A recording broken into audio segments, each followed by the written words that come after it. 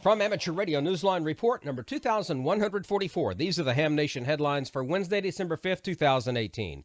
There's positive news for shortwave radio's return to Australia. It's election season and campaign promises are being made.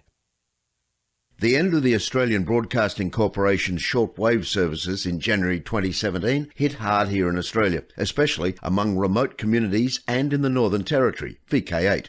Pressure was put on the federal government to restore what was for many a lifeline. Now, with an election looming in 2019, a Labor government under opposition leader Bill Shorten has vowed to provide the $2 million in funds the independent national broadcaster needs to bring services back. In late November, Shadow Minister for Regional Communications Stephen Jones vowed, along with Senator Mullenderry McCarthy and Warren Snowden, that victory in the elections would bring a revival of ABC shortwave. Advocates for the return of service applauded the announcement. They included Chris Knott, president of the Northern Territory Cattlemen's Association, who said that HF shortwave radio transmitters are a necessity in the bush where mobile and data coverage doesn't exist for FM and AM radio. For Amateur Radio Newsline, I'm Graham Kemp, VK4BB.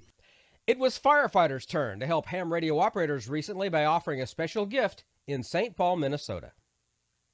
In Minnesota, the St. Paul Fire Department is coming to the aid of the Salvation Army's Northern Division Emergency Services with an estimated $18,000 in radio equipment it no longer needs. If the St. Paul City Council approves the gift, the Salvation Army Team Emergency Radio Network, or SATERN, will be able to expand its reach in Minnesota and North Dakota when responding to natural disasters. That's critical in a region that has suffered numerous weather-related emergencies over the years, including massive floodings of the Red River impacting the Fargo, North Dakota area. A report on KSTP TV News noted that greater deployment of ham radio operators during such events gives crews tighter control on the kind of aid they are able to deliver because of enhanced communications. Officials also told the TV News that the added radio coverage, especially when communication networks are down, also creates greater efficiency and safety, whether it's for the delivery of meals, supplies, flood kits, or some other assistance. According to the KSTP report, some of the donated radios will be installed in a 17-foot mobile command center with a 50-foot antenna. For Amateur Radio Newsline, I'm Kent Peterson, KC0DGY.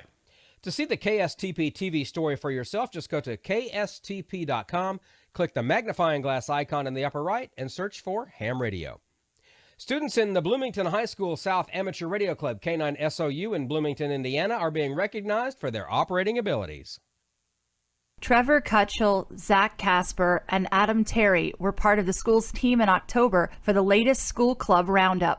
According to the preliminary scores, the team took first place in the high school division as well as overall. The club has placed first in the last two school club roundups in the high school division as well, so an official win this year would give them a three-peat. Local media are interviewing the students this week, and they have received a special invitation from the Monroe County Community School Corporation to be recognized at their next school board meeting. Celebration of success is a regular part of each board meeting where the school corporation employees, students, and volunteers who make a difference in schools and in the community are recognized. The ceremony will take place on December 18th. The students made 746 unique contacts in the last roundup, which included all 50 states, 8 provinces, 33 countries, and 44 other schools. School Club Roundup is sponsored by the Long Island Mobile Amateur Radio Club and the ARRL. Final results are still pending. For Amateur Radio Newsline, I'm Heather Emby, KB3TZD.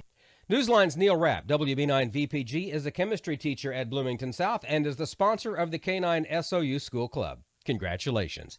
And that's all from the Amateur Radio Newsline, your independent source for amateur radio news for 4 decades and counting at arnewsline.org.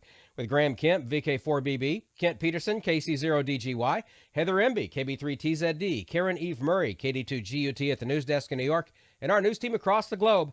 I'm Don Wilbanks, AE5DW. 7-3. We'll see you next time here on Ham Nation.